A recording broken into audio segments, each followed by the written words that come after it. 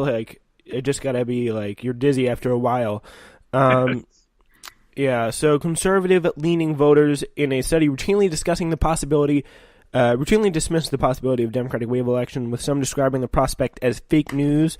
An official familiar with the research who spoke on the condition of anonymity because the data was not intended to be disclosed said, breaking the attitude of complacency is now the Republicans' top priority, far more than wooing moderates with their gentling messages about the economic growth. And I think it was like to break the complacency, I just think you need to get Trump to get out there and really start talking about like pounding like real issues. And again, as you said, make the case that like lives have gotten better, which I mean, with the right Democratic candidate, I think could be very easily refuted in a lot of areas. You just said the magic words, the right candidate, right? Mm-hmm, mm-hmm.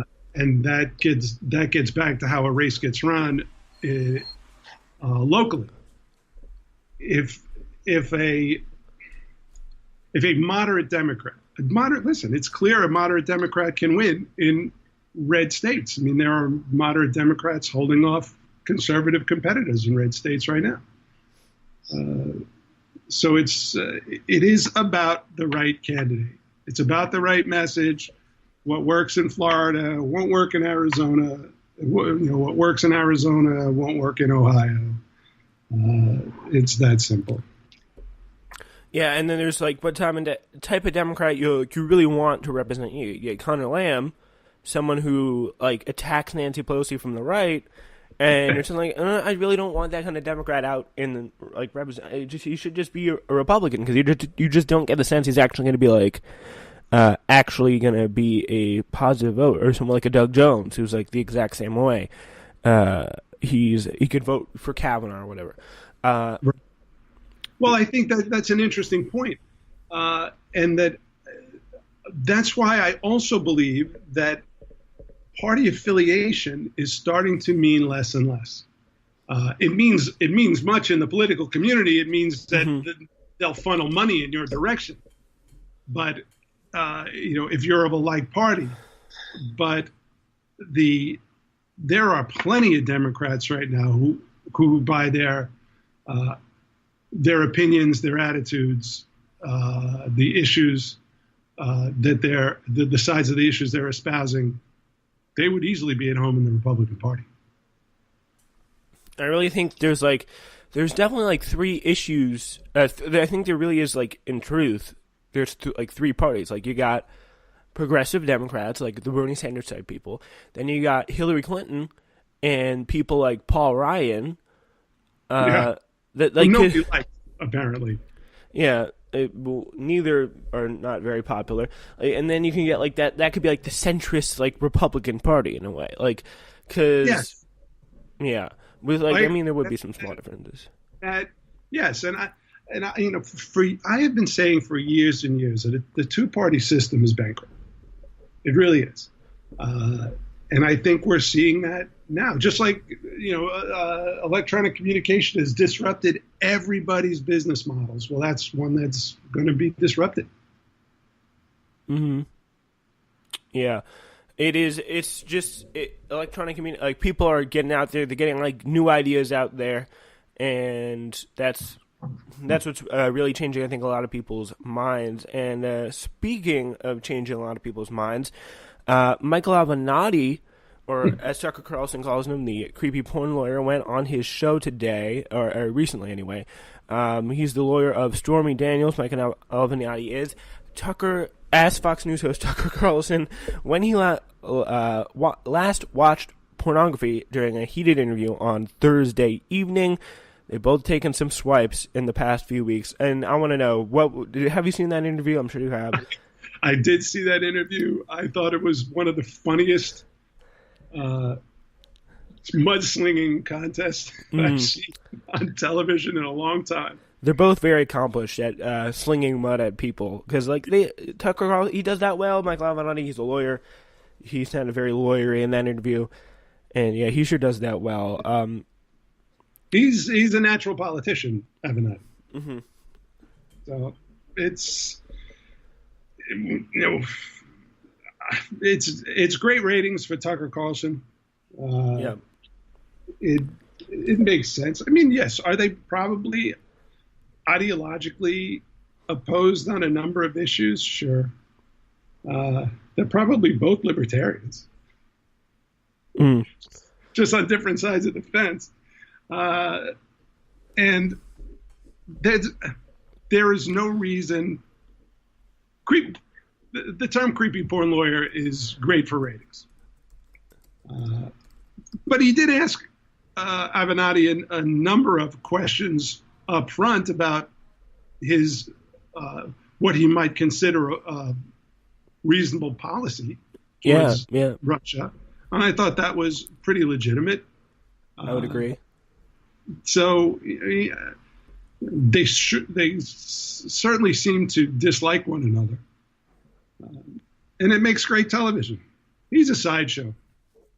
Yeah, I mean, like, he released this, like, platform that he, like, where he stands on his beliefs, and, like, it was, like, all free college, whatever, Medicare for all, like, and I really doubt he actually believes any of that, and I think he would very easily flip, like we see someone like Andrew Gillum doing now, once he's now getting into the Republic. He ran as a progressive, but now he's definitely edging very quickly. And I think that's the exact same thing, and that's why we really can't let Michael Avenatti get any power, because he could be a real threat, because people in the media, like, they really seem to love him. Like, it was a New York Times profile.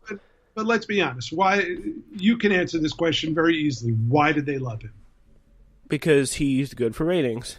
And he hates Donald Trump. Yep. That's always good for ratings. It's good to have someone who like there's a difference between someone like Max Boot. I don't know if you've seen him on the news. He's like a never Trumper type of guy. And then there's a difference to someone who can actually like sling mud, like Michael Avenatti, getting out there and actually doing what he does. Most of a candidate is the packaging and appeal, right? And Avenatti is, basically Avenatti and Donald Trump are cut from the same cloth. In a sense, they're both consummate self-promoters, and that plays well in modern media. If you're good at managing and manipulating the various media sources at your disposal, you get a lot of coverage. So Avenatti can say outrageous things. Ultimately, he's got a client he's got to serve. Hopefully that's occurring. That's his primary. That ought to be his primary focus. It's his client, right? On the merits of it, do they really even have a case?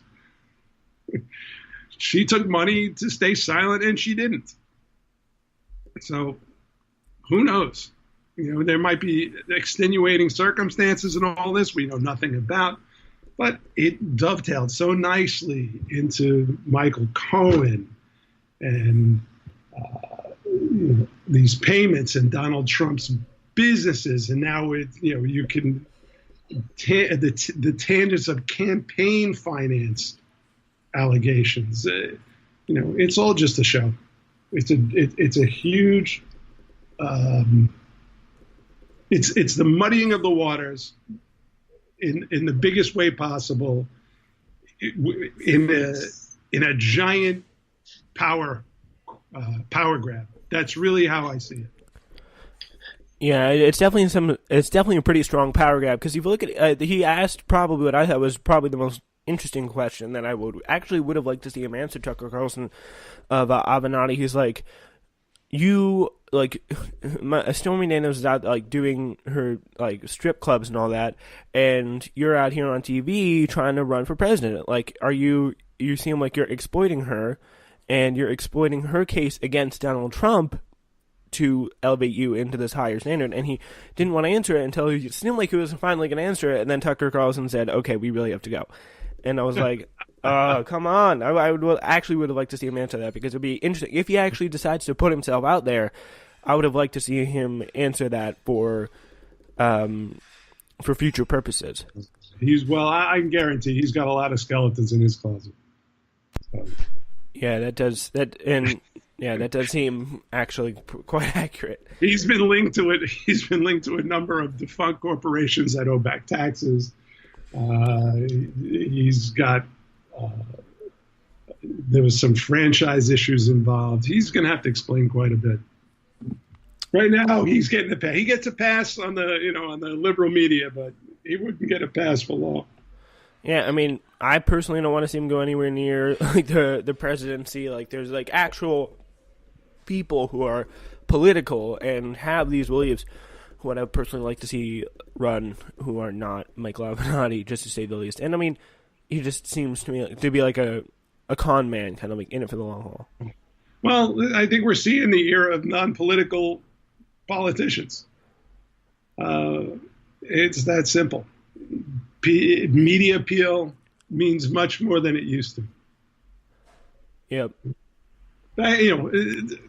God, if Roosevelt was in a wheelchair and the press helped him cover that up. Now every we are dissecting people internally. No one can survive the scrutiny. I mean, put it this way: if you can survive the scrutiny, you're Teflon. Yeah, and the way you do it is you have a base of support who doesn't even care about like what the media says, and that's what Donald Trump had. And I agree with that.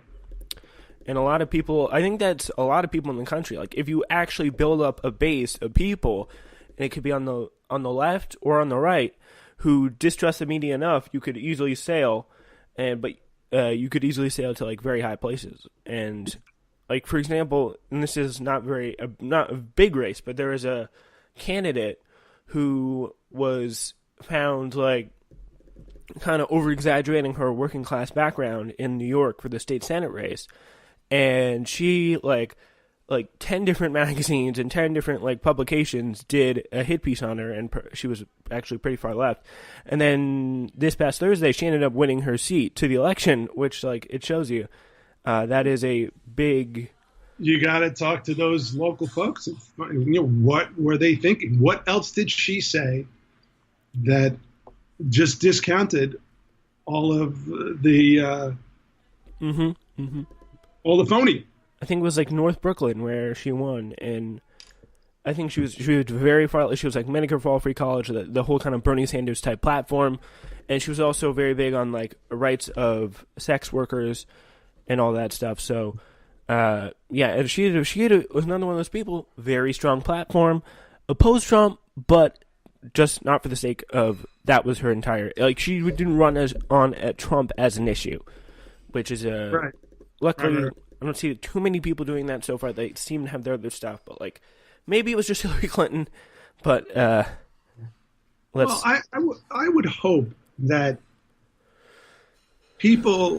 most people will be able to divine personality from policy, because that really is what we're talking about. Donald Trump is, he's idiotic at times. I mean, truly. Yet there are a number of policies that a majority of Americans would support if it didn't come with the personality baggage. I mean, that's how it seems to me. I mean, we were talking about the economy before. Just take that as an example. By almost every means, this is one of the best economies we've ever had. So good that everybody is now trying to take credit for it. And that should be enough. But our president is continuously shooting himself in the foot. And that's his prerogative. He got elected and clearly had a plan to do that. Maybe he's got another one, but it just doesn't seem to make a lot of sense. I think a lot of people, especially that are more on the wealthy side, would really, really like people who are like run corporate. Like they like the tax cuts, they like the stuff like that, and they like to pro like the environmental deregulation